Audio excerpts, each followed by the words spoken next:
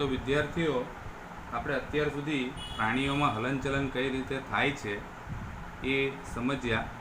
હવે આપણે વનસ્પતિઓ નિયંત્રણ અને સંકલન હલનચલન કઈ રીતે કરે છે એ સમજવાનું છે। તો આપણો પહેલો સવાલ છે, વનસ્પતિમાં હલનચલનના પ્રકાર ઉદાહરણ આપીને સમજાવો।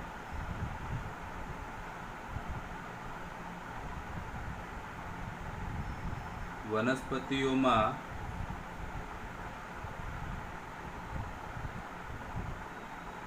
હલનચલનના પ્રકાર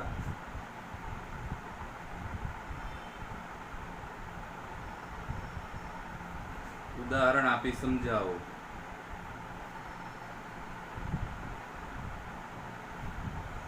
તો બાળકો, વનસ્પતિઓમાં બે પ્રકારે હલનચલન જોવા મળે છે। એક વૃદ્ધિ આધારિત હલનચલન અને બીજું વૃદ્ધિથી મુક્ત હલનચલન।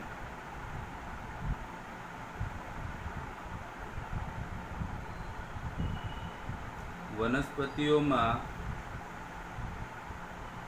બે પ્રકારના હલનચલન જોવા મળે છે।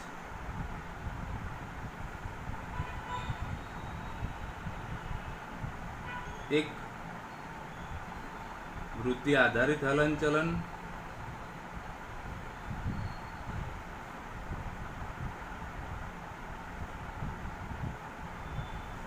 અને બે વૃદ્ધિથી મુક્ત હલનચલન। ચાલો, પહેલો પ્રકાર એ છે વૃદ્ધિ આધારિત હલનચલન।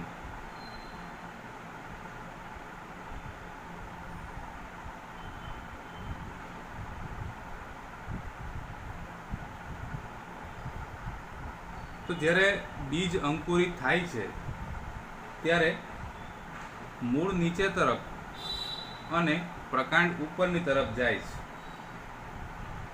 અંકુરિત છોડની આ ગતિ એ વૃદ્ધિને કારણે હોય છે। જો વૃદ્ધિને કોઈક રીતે અવરોધવામાં આવે તો આ ગતિ પ્રદર્શિત થતી નથી। જ્યારે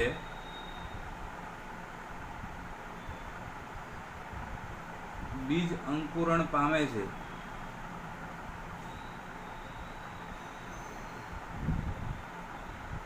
ત્યારે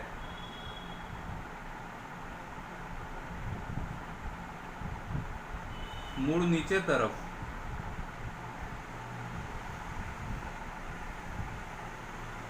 અને પ્રકાંડ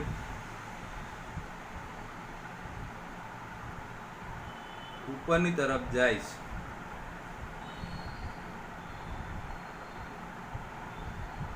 અંકુરિત છોડની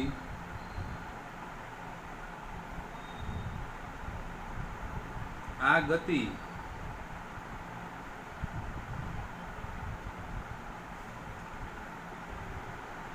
વૃદ્ધિને કારણે હોય છે। જો તેની વૃદ્ધિને કોઈ રીતે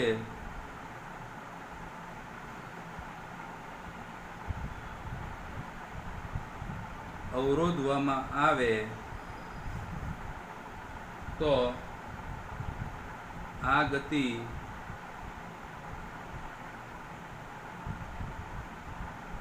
પ્રદર્શિત થતી નથી। ઓકે, તો આ વૃદ્ધિ આધારિત હલનચલન છે। બીજું, વૃદ્ધિથી મુક્ત હલનચલન।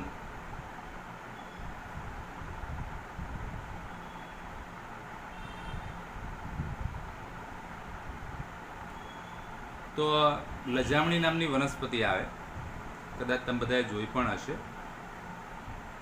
જ્યારે આપણે લજામણીના પાનને સ્પર્શ કરીએ ત્યારે એના પાન ભીડાઈ જાય। તો આ જે હલનચલન છે એ વૃદ્ધિથી મુક્ત હલનચલન છે, કારણ કે આ હલનચલનને વૃદ્ધિ સાથે કોઈ સંબંધ નથી। તો જ્યારે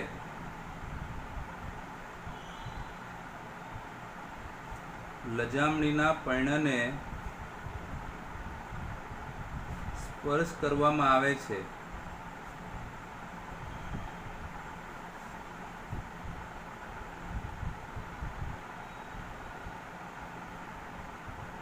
ત્યારે તેના પાન બીડાઈ જાય છે.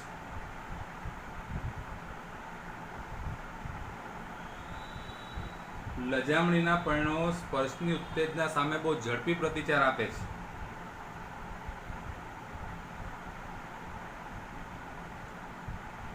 લજામણીના પર્ણો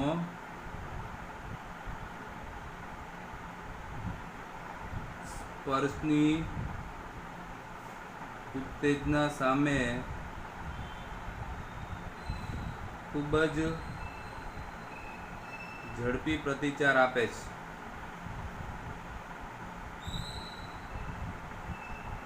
અને વનસ્પતિની આ ગતિ વૃદ્ધિ સાથે સંબંધિત નથી. આ ગતિને વૃદ્ધિ સાથે સંબંધ નથી. ચાલો ફરીથી એકવાર આપણો સવાલ છે, વનસ્પતિઓમાં હલનચલનના પ્રકાર ઉદાહરણ આપીને સમજાવો. તો વનસ્પતિઓમાં હલનચલન બે પ્રકારે જોવા મળે છે. એક વૃદ્ધિ આધારિત હલનચલન અને બીજું વૃદ્ધિથી મુક્ત હલનચલન. વૃદ્ધિ આધારિત હલનચલન તો જ્યારે બીજ અંકુરણ પામે છે ત્યારે મૂળ નીચે તરફ અને પ્રકાંડ ઉપરની તરફ જાય છે. અંકુરિત છોડની આ ગતિ વૃદ્ધિને કારણે હોય છે. જો વૃદ્ધિને કોઈક રીતે અવરોધવામાં આવે તો આ ગતિ પ્રદર્શિત થતી નથી. બીજું વૃદ્ધિથી મુક્ત હલનચલન તો જ્યારે લજામણીના પર્ણને આપણે સ્પર્શ કરીએ ત્યારે તેના પાન બીડાઈ જાય છે.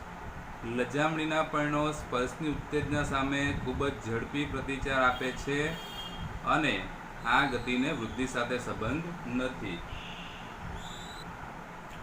ઓકે, આપણો નેક્સ્ટ સવાલ છે, લજામણીના છોડમાં સ્પર્શાનુવર્તન સમજાવો. તો સંવેદનશીલ વનસ્પતિ લજામણી એ સ્પર્શ પ્રત્યે દ્રશ્ય હલનચલન રૂપે પ્રતિચાર આપે છે. લજામણીના છોડને આપણે સ્પર્શ કરીએ તો એના પાન બીડાઈ જાય છે. આ વનસ્પતિમાં કોઈ ચેતાપેશી કે કોઈ સ્નાયુ પેશી હોતી નથી. એની અંદર કોઈ વિશિષ્ટ પ્રોટીન કે સ્નાયુ કોષો પણ હોતા નથી. છતાં વનસ્પતિ તેના પાણીના પ્રમાણમાં ફેરફાર કરી વનસ્પતિના કોષો ફૂલે છે અથવા સંકોચાય છે અને એના પરિણામ રૂપે પર્ણો વિસ્તૃત થાય છે કે બીડાઈ જાય છે.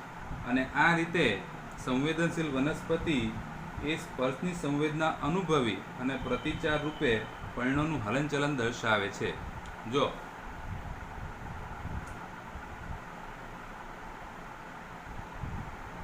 સંવેદનશીલ વનસ્પતિ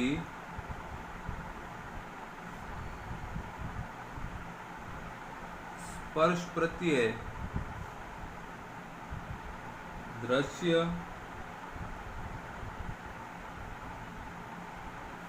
હલનચલન રૂપે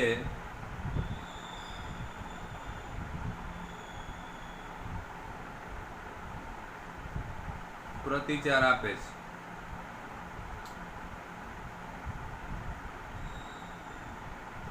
લજામણીના પર્ણોને સ્પર્શ કરતા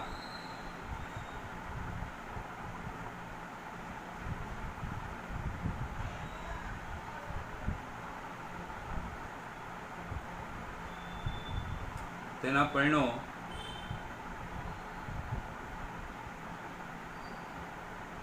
ઝડપથી બીડાઈ જાય છે.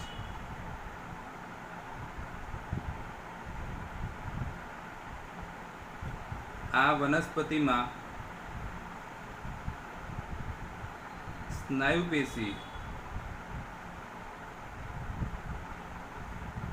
કે ચેતાપેશીનો અભાવ હોય છે અને તેમાં કોઈ વિશિષ્ટ પ્રોટીન પણ ઉત્પન્ન થતું નથી.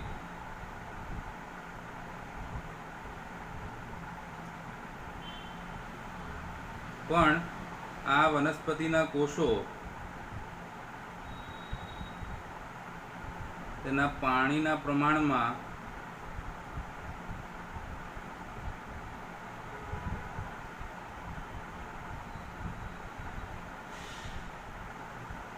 ફેરફાર કરી ફૂલે છે અથવા સંકોચાય છે.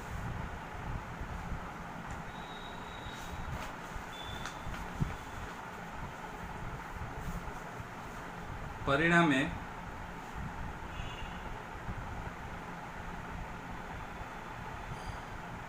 પર્ણો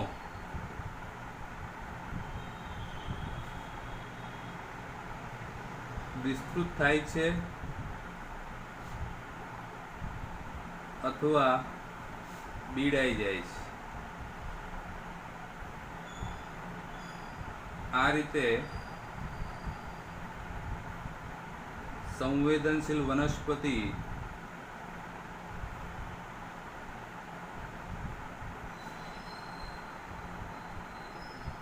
લજામણી સ્પર્શની સંવેદના અનુભવી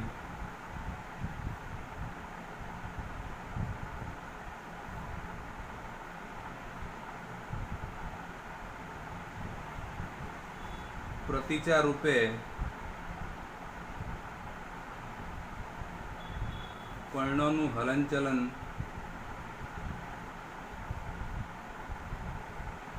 દર્શાવે છે. ચાલો ફરીથી એકવાર આપણો સવાલ છે, લજામણીના છોડમાં સ્પર્શાનુવર્તન સમજાવો. તો સંવેદનશીલ વનસ્પતિ સ્પર્શ પ્રત્યે દ્રશ્ય હલનચલન રૂપે પ્રતિચાર દર્શાવે છે. લજામણીના પર્ણને સ્પર્શ કરતાં તેના પર્ણો ઝડપથી બીડાઈ જાય છે. આ વનસ્પતિમાં સ્નાયુ પેશી કે ચેતાપેશીનો અભાવ હોય છે અને તેમાં કોઈ વિશિષ્ટ પ્રોટીન પણ ઉત્પન્ન થતું નથી. વનસ્પતિ કોષો તેના પાણીના પ્રમાણમાં ફેરફાર કરી ફૂલે છે અથવા સંકોચાય છે અને પરિણામે પર્ણો વિસ્તૃત થાય છે અથવા બીડાઈ જાય છે. અને આ રીતે સંવેદનશીલ વનસ્પતિ લજામણી સ્પર્શની સંવેદના અનુભવી પ્રતિચાર રૂપે પર્ણોનું હલનચલન દર્શાવે છે. ઓકે, વનસ્પતિઓમાં સંકલન પ્રાણીઓના સંકલનથી કેવી રીતે અલગ પડે છે? તો પ્રાણીઓની જેમ વનસ્પતિઓમાં વિવિધ ક્રિયાઓનું નિયમન અને સંકલન માટે ચેતાતંત્ર હોતું નથી. જેમ પ્રાણીઓમાં ચેતાતંત્ર હોય એમ વનસ્પતિઓમાં કોઈ ચેતાતંત્ર હોતું નથી. પ્રાણીઓની જેમ વનસ્પતિઓમાં કોઈ નિયંત્રણ અને સંકલન માટે કોઈ વિશિષ્ટ પ્રોટીન પણ ઉત્પન્ન થતું નથી. આમ છતાં વનસ્પતિ કોષો તેમના પાણીની માત્રામાં ફેરફાર કરી અને પોતાનો આકાર બદલી શકે છે. જ્યારે કોષોમાં પાણીનું પ્રમાણ વધે ત્યારે કોષો ફૂલે છે અને જ્યારે કોષોમાંથી પાણી બહાર નીકળી જાય ત્યારે તે સંકોચાય છે. બીજું, પ્રાણીઓની જેમ વનસ્પતિઓમાં સંદેશાના વહન માટે કોઈ પેશી પણ આવેલી હોતી નથી. આમ છતાં વનસ્પતિ કોષો રસાયણો અને વીજ આવેગોનો ઉપયોગ કરી સંદેશા એક કોષથી બીજા કોષ સુધી પહોંચાડી શકે છે. ટૂંકમાં વનસ્પતિઓની અંદર નિયંત્રણ અને સંકલન માટે ચોક્કસ પ્રકારના અંતઃસ્ત્રાવ ઉત્પન્ન થાય છે, જેને વનસ્પતિ અંતઃસ્ત્રાવો કહેવામાં આવે છે, જેના વિશે આપણે આગળ જોઈશું. તો પ્રાણીઓની જેમ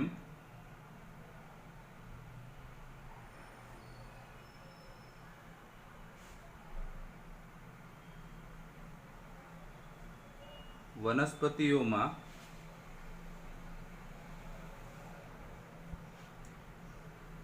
વિવિધ ક્રિયાના નિયમન અને સંકલન માટે ચેતાતંત્ર હોતું નથી.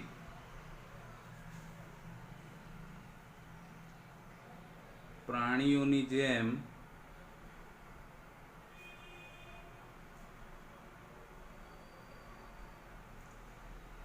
વનસ્પતિઓમાં કોઈ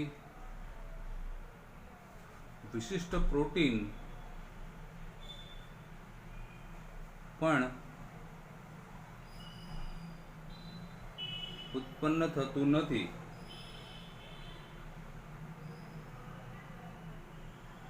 આમ છતાં વનસ્પતિ કોષો પોતાના પાણીની માત્રામાં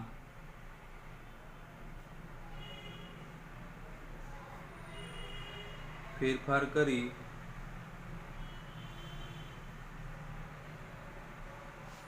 પોતાનો આકાર બદલે છે.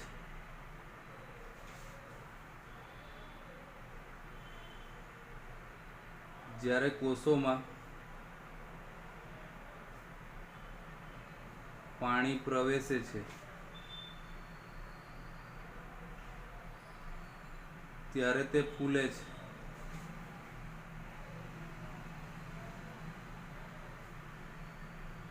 અને જ્યારે કોષોમાંથી પાણી બહાર નીકળે છે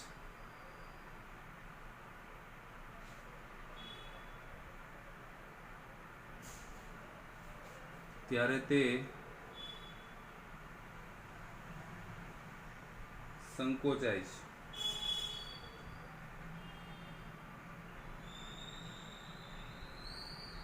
પ્રાણીઓની જેમ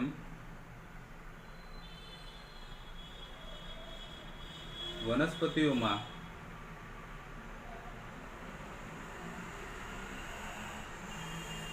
સંદેશા વહન માટે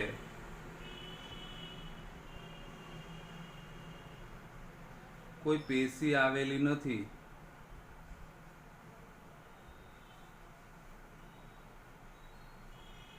આમ છતાં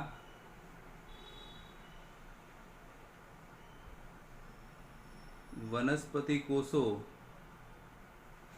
વીજ રસાયણો એટલે કે અંતઃસ્ત્રાવો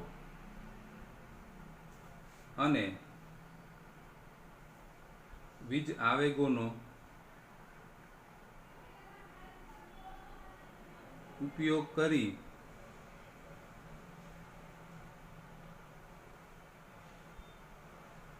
સંદેશાને એક કોષથી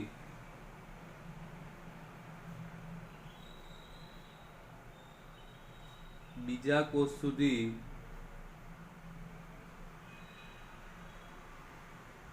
પહોંચાડે છે. ફરીથી એકવાર વનસ્પતિઓમાં સંકલન પ્રાણીઓના સંકલનથી કઈ રીતે અલગ પડે છે? તો પ્રાણીઓની જેમ વનસ્પતિઓમાં વિવિધ ક્રિયાના નિયમ અને સંકલન માટે ચેતાતંત્ર હોતું નથી. પ્રાણીઓની જેમ વનસ્પતિઓમાં કોઈ વિશિષ્ટ પ્રોટીન પણ ઉત્પન્ન થતું નથી. આમ છતાં વનસ્પતિ કોષો પોતાના પાણીની માત્રામાં ફેરફાર કરી પોતાનો આકાર બદલી શકે છે. જ્યારે કોષોમાં પાણી પ્રવેશે છે ત્યારે તે ફૂલે છે અને જ્યારે કોષોમાંથી પાણી બહાર નીકળે છે ત્યારે તે સંકોચાય છે. પ્રાણીઓની જેમ વનસ્પતિઓમાં સંદેશા વહન માટે કોઈ પેશી પણ આવેલી હોતી નથી. આમ છતાં વનસ્પતિ કોષો વીજ રસાયણો અને વીજ આવેગોનો ઉપયોગ કરી સંદેશાને એક કોષથી બીજા કોષ સુધી પહોંચાડે છે. ચલો નેક્સ્ટ સવાલ છે, આવર્તન એટલે શું તેના અર્થ સમજાવી તેના પ્રકાર ઉદાહરણ સાથે સમજાવો. તો વનસ્પતિના અંગોમાં થતું હલનચલન જે બાહ્ય અને સદિશીય ઉત્તેજનાને અનુરૂપ થાય તેને આવર્તન કહે છે. વનસ્પતિના અંગોમાં થતું હલનચલન જે બાહ્ય ઉત્તેજનાને અનુરૂપ હોય એને આવર્તન કહેવામાં આવે છે. જો વનસ્પતિની વૃદ્ધિ ઉત્તેજનાની દિશામાં થાય તો તેને ધન આવર્તન કહેવાય અને વિરુદ્ધ દિશામાં થાય તો તેને ઋણ આવર્તન કહેવાય. વનસ્પતિ 5 પર્યાવરણીય પરિબળો એવા છે કે જેની સામે કંઈક પ્રતિચાર આપે છે. પ્રકાશ, પાણી, ગુરુત્વાકર્ષણ, વિવિધ પ્રકારના રસાયણો અને સ્પર્શ. આ 5 પરિબળો સામે વનસ્પતિ 5 અલગ અલગ પ્રકારના આવર્તન દર્શાવે છે, જેના વિશે આપણે જોઈએ. આટલું જરાક ફરીથી એકવાર જોઈ લઈએ. વનસ્પતિના અંગોમાં થતું હલનચલન જે બાહ્ય અને સદિશીય ઉત્તેજનાને અનુરૂપ થાય તેને આવર્તન કહેવાય. જો વનસ્પતિની વૃદ્ધિ ઉત્તેજનાની દિશામાં હોય તો તેને ધન આવર્તન કહેવાય અને વિરુદ્ધ દિશામાં હોય તો તેને ઋણ આવર્તન કહેવાય. ઉત્તેજના પ્રેરતા પરિબળો પ્રકાશ, પાણી, ગુરુત્વાકર્ષણ, રસાયણો અને સ્પર્શ. હવે આ 5 પરિબળો સામે વનસ્પતિ 5 પ્રકારના આવર્તન દર્શાવે. એમાં પહેલું પ્રકાશ આવર્તન. તો પ્રકાશની પ્રતિક્રિયા રૂપે વનસ્પતિમાં થતા હલનચલનને પ્રકાશાવર્તન કહેવામાં આવે છે. પ્રકાંડ ધન અને મૂળ ઋણ પ્રકાશાવર્તન દર્શાવે છે. તમે જુઓ, વનસ્પતિનું પ્રકાંડ હંમેશા જે દિશામાં સૂર્યપ્રકાશ આવતો હોય એ દિશામાં જ વળે છે, જ્યારે વનસ્પતિના મૂળ સૂર્યપ્રકાશની વિરુદ્ધ દિશામાં વળે. તો આપણે એમ કહી શકીએ કે પ્રકાંડ ધન અને મૂળ ઋણ પ્રકાશાવર્તન દર્શાવે છે. ચાલો બીજું, ભૂ આવર્તન.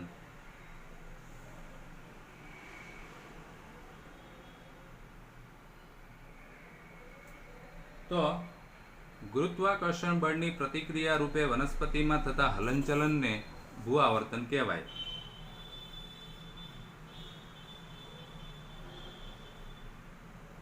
ગુરુત્વાકર્ષણની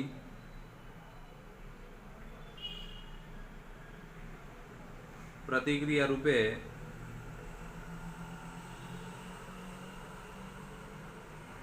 વનસ્પતિમાં થતા હલનચલનને ભૂ આવર્તન કહે છે. હવે અહીંયા આગળ ઊંધું થાય. મૂળ ધન અને પ્રકાંડ ઋણ ભૂ આવર્તન દર્શાવે. એટલે વનસ્પતિના મૂળ ગુરુત્વાકર્ષણ બળની દિશામાં વળે, જ્યારે પ્રકાંડ એનાથી વિરુદ્ધ દિશામાં વળે. એટલે મૂળ ધન અને પ્રકાંડ ઋણ ભૂ આવર્તન દર્શાવે છે. ચાલો ત્રીજું છે જલાવર્તન. તો પાણીની પ્રતિક્રિયા રૂપે વનસ્પતિમાં થતા હલનચલનને જલાવર્તન કહે છે. પાણીની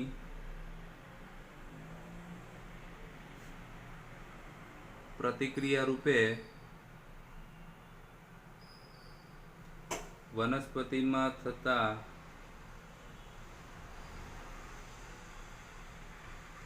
હલનચલનને જલાવર્તન કહે છે. ભૂ આવર્તનની જેમ જ મૂળ ધન અને પ્રકાંડ ઋણ જલાવર્તન દર્શાવે છે. મૂળ ધન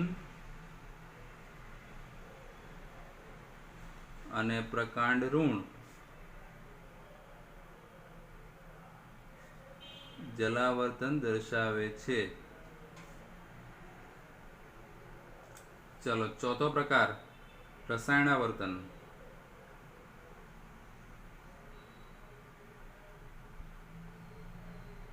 તો ચોક્કસ રસાયણની પ્રતિક્રિયા રૂપે વનસ્પતિમાં થતા હલનચલનને રસાયણાવર્તન કહે છે.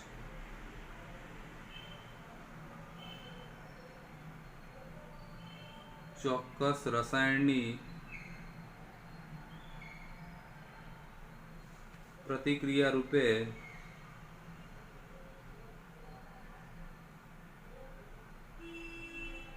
વનસ્પતિમાં થતા હલનચલનને રસાયણાવર્તન કહે છે. દાખલા તરીકે વનસ્પતિના પુષ્પના પરાગાસન ઉપર પરાગરજ પડે ત્યાર પછી પરાગાસનમાંથી ચોક્કસ પ્રકારના રસાયણો ઉત્પન્ન થાય અને એ રસાયણની અસર હેઠળ પરાગરજમાંથી પરાગનલિકાનો વિકાસ થાય. તો પરાગાસનમાંથી નીકળતા રસાયણની અસર હેઠળ પરાગરજમાંથી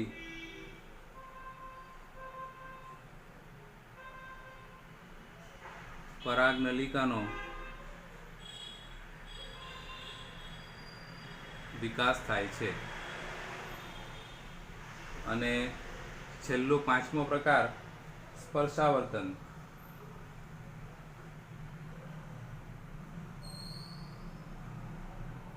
તો આધારના સ્પર્શની પ્રતિક્રિયા રૂપે વનસ્પતિમાં થતા હલનચલનને સ્પર્શાવર્તન કહે છે. આધારના સ્પર્શની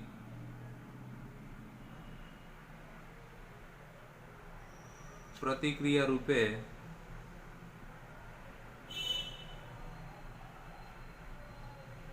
વનસ્પતિમાં થતા હલનચલનને સ્પર્શાવર્તન કહે છે.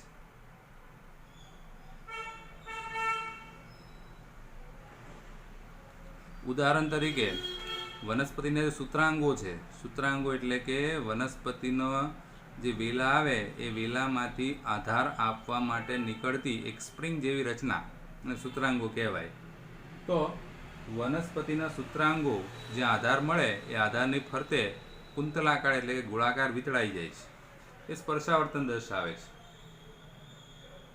દાખલા તરીકે વનસ્પતિના સૂત્રાંગો